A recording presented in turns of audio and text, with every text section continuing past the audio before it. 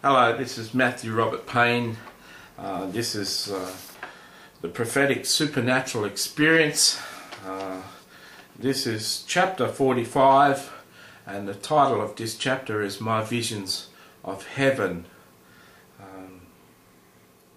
First of all, let me explain that every time I've had a vision of heaven, it hasn't been an out-of-body experience. In other words, my spirit hasn't left my body and left my body on my bed and me go through the roof and look down on my body. Many people that go to heaven and experience heaven in that way. They don't die, but their spirit goes somewhere else. Now, but that being said, I've been in heaven and on earth at the same time. The first time I had a vision of heaven, I was explaining heaven to a girl in an email, in a prophecy, and went into a room in heaven, and there was a big wall, and Jesus told me, put your hand in the wall, and I picked out, I was explaining everything in this prophetic word to this girl, what I was seeing and what I was doing, and a big ball this big came out, and it was a diamond, and Jesus, the wall was hundreds of feet high and hundreds of feet long.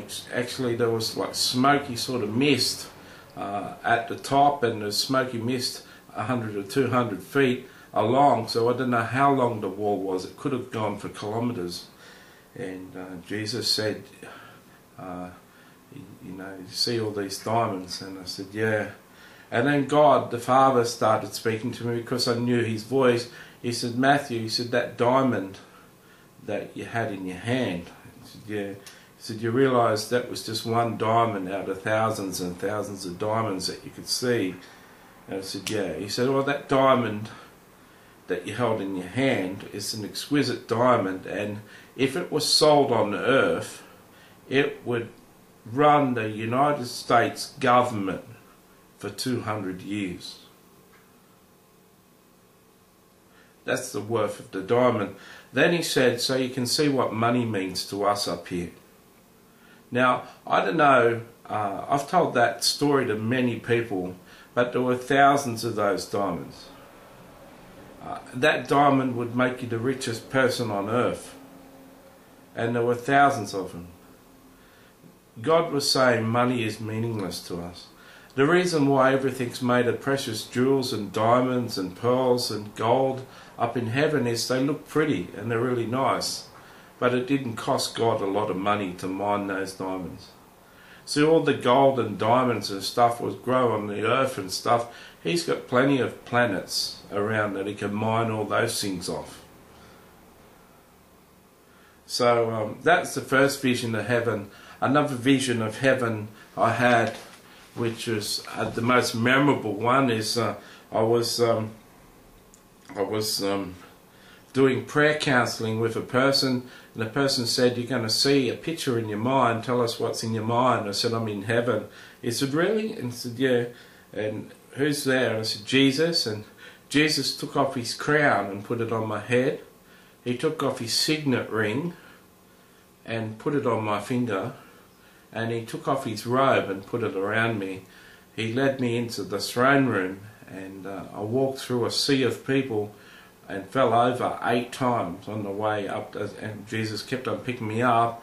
Then I'm rushing this, and I went up to the front, and God the Father said, come and sit on my right hand side on my Son's throne. And Jesus left me there, and I walked up and sat on His right hand side on Jesus' throne. It says in Revelation, to those who overcome, I'll give him the right to sit on my throne, just as I sat on my Father's throne.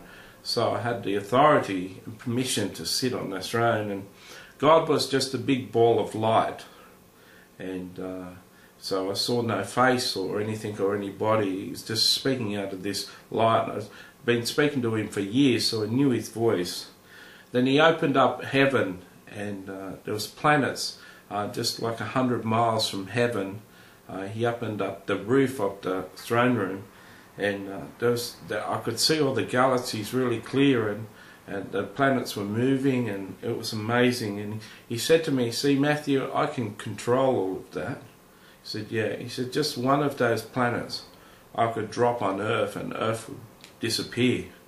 He said, "Yeah." He said, "And if I don't do it, Earth is fine, but if I do it, that was the end of Earth."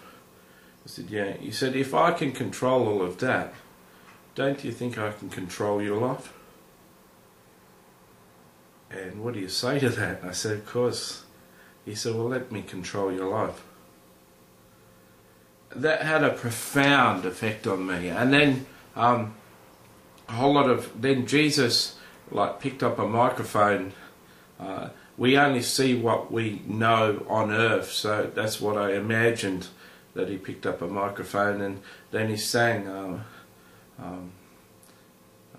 a song, a love song, a worship song to me, dedicated it to me, and sang it to the whole throne room.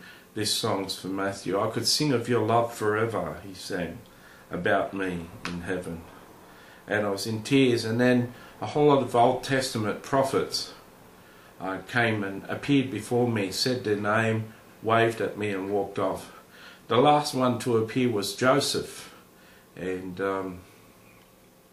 he waved at me and stayed there. And I said to the guy that he was staying there, and he says, "What colour is the throne, and what colour is the robe that that Jesus gave you?" And I said, "A white one." He says, "I don't think it's white.